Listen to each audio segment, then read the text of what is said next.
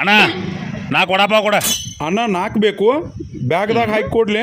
ಬ್ಯಾಗ್ನಾಗ ಬೇಡ, ಬಾಯಾಗ ಹಾಕ.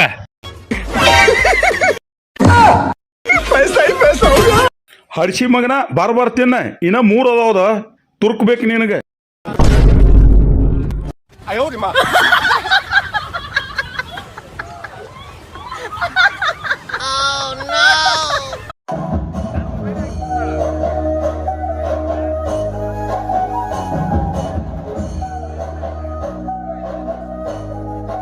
ಜೀವನದಾಗ ಯಾರು ನಮ್ ಜೋಡಿ ಇರ್ತಾರೋ ಬಿಡ್ತಾರೋ ಗೊತ್ತಿಲ್ಲ, ಆದ್ರ ನಾವು ಮಾಡಿದ ಪಾಪ ಪುಣ್ಯ ಮಾತ್ರ ನಮ್ಮನ್ನ ಹಿಂಬಾಲಿಸ್ಕೊಂಡ್ ಬಂದ ಬರ್ತಾವ.